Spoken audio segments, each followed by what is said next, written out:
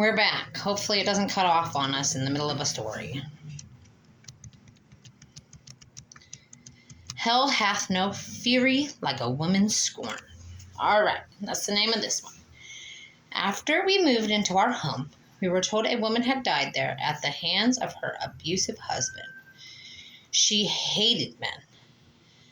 My dad would wake up with scratches all over himself, and whenever my brother was mean to my sister or I, he would have scratches on him as well. One day, my brother hurt our sister. He hit her with something.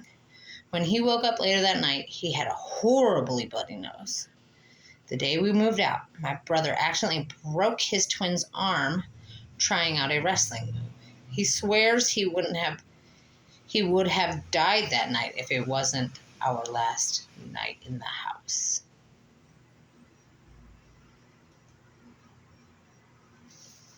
That one sounded stupid. I guess this is Ghost Stories Part 3 also. All right, the next story is titled Death Came for Him. I was standing in my parents' room talking to my very sick dad at the time. He was dying of stage 4 esophageal cancer. I got the feeling something was behind me. I looked towards the doorway to the living room, and something about 4'6" and fully black is peeking around the corner. With its hand on the door frame, I ran towards it, and it slipped back around the door. When I got outside the doorway, there was nothing. My dad was completely confused when I stepped back inside the room when I tell him. People who stayed at my house in my dad's final days claimed to have seen it. My mom saw the figure on multiple occasions in multiple places until he passed away. We haven't seen it since. So was that the Grim Reaper that they saw?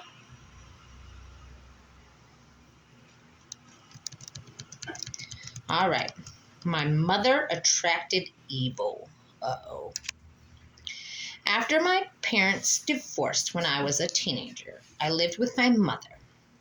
I experienced lots of paranormal happenings. Several times when I was reading in my bed, the room would start to feel really icy.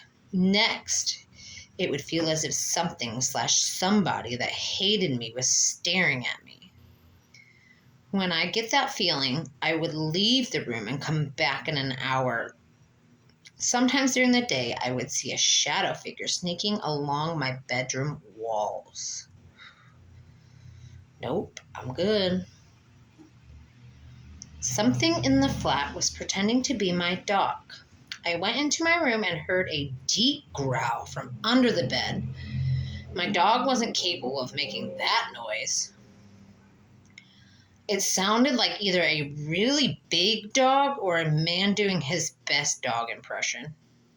Other times my dog would whimper and pace in the room.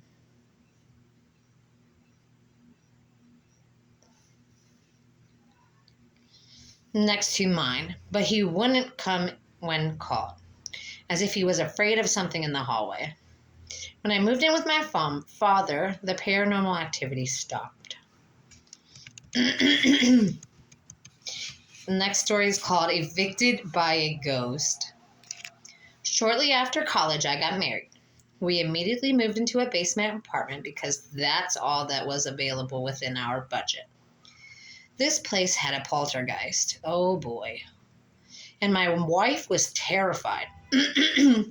Whatever resided there with us made it clear it wanted to live alone. Dishes, glasses, and other type items would fly off of the shelf. My wife was hit several times. There was always an ominous feeling like we were being watched at night when we walked through the apartment in the dark. There would be insanely bright flashes of light and would illuminate the entire room. One night while we were going to bed, as soon as my wife and I walked into the bedroom, we heard a voice from nowhere say my name. My wife looked at me and I looked at her. I said loudly, "You've got it, bud."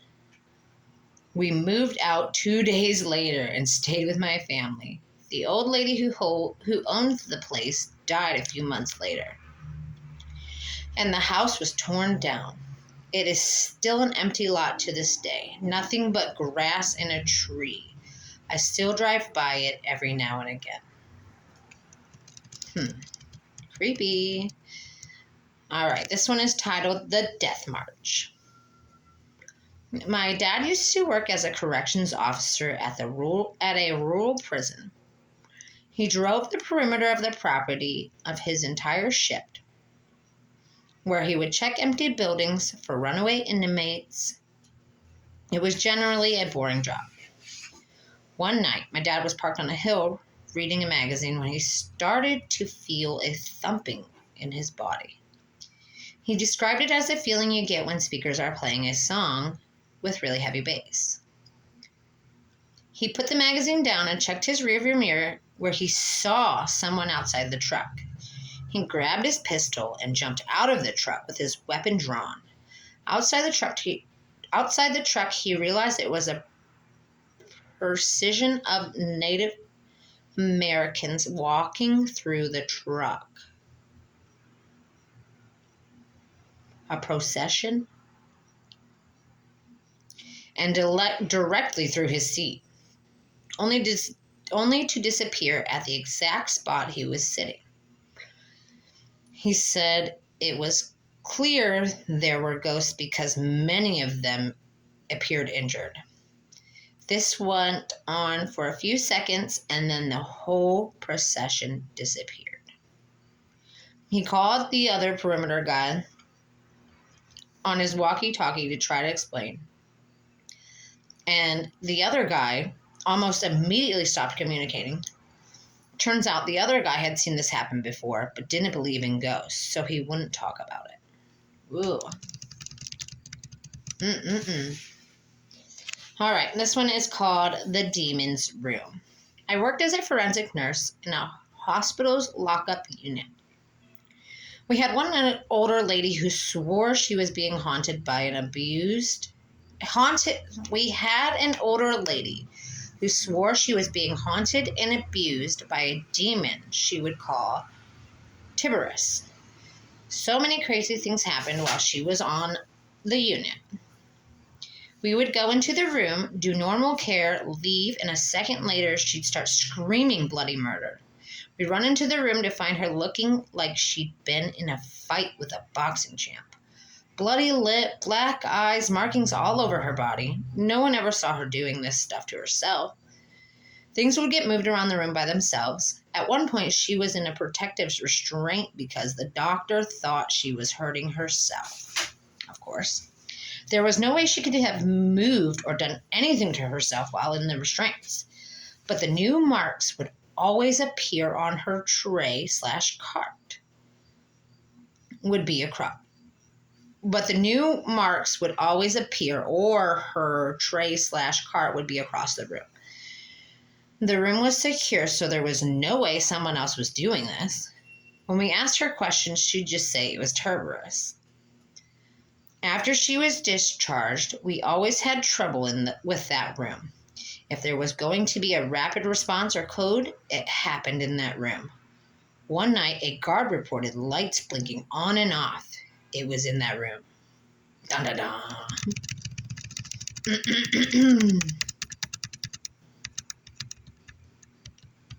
Okay, those are done. Okay, we found another spot of stories. It's called The Ghost Truck Stop is this story. On his way to get married, a military man and his best man set off on an 800-mile road trip from Camp Lejeune in North Carolina to Lafayette, Indiana. It's 1 a.m. on a cold January night in 2014. The man tells Monsters Among Us that the weather is bad and temperatures are in the negative double digits. As the pair close in on Indianapolis, they discover they have no money to pay for gas to refuel the car and are about to run out. Growing up in the trucking industry, my dad and I decided to stop at a truck stop. The man explains, but because the main interstates were shut down due to the weather, they had They had to get off the highway. These people did not write this very well. And search for a truck stop along the back roads instead. We found a smaller truck stop. It had one truck, and it was just kind of strange. It was just a blacked out truck with a blacked out trailer. There was no real markings on it, nothing distinguishable. They went in hoping a clerk or a waitress would spot them a few dollars for gas enough to make it to Indianapolis, at which time they'd go to the bank, take out cash, come back, and pay them back. Instead, they found a tidy diner occupied by a waitress, cook, and a lone truck driver. I went inside, talked to this driver, and he bought us a cup of coffee. We sat there and talked for about 30 minutes about what was going on and why we were headed and where we were and what we were doing. He had gave us $20 for gas. I went outside, pumped our gas, came back in, and I told him, "Hey, I really appreciate it. I'll get it back to you." Making good on his word, the man got cash from the bank upon arriving in Indianapolis and returned to the diner. When we arrived at about 10 o'clock in the morning, it's boarded up. It looks like it's been abandoned for years. The truck's gone. We had just been in there last night. They pull up in anyway and find a police officer parked in the lot. They explained what happened just hours before, which the cop chuckled and replies, "Oh, you met the ghost of 3. So 2 military members converse, had a cup of coffee with, interacted with 3 people at a diner that had a fuel pump. I got $20 worth of gas. When I came back, it'd been boarded up. If I remember correctly, the cop said it had been boarded up for the last 25 years. Wow, that's nuts. The Grandmas in the Cemetery is the name of this next story. Jeff, a resident of Dayton, Ohio, was driving his 3-year-old son, Miles, in the back seat when they passed by a cemetery. It was a modest cemetery with only flowers and small plaques. It basically looks like a giant garden, Jeff explains on Monsters Among Us. According to Jeff, as they drove by, his toddler, who had been happily singing, abruptly stopped, pointed to the cemetery and exclaimed, "Look at those people." According to Jeff, as they drove by his... Oh, wait, I read that part. Jeff turned to look, but didn't see a soul.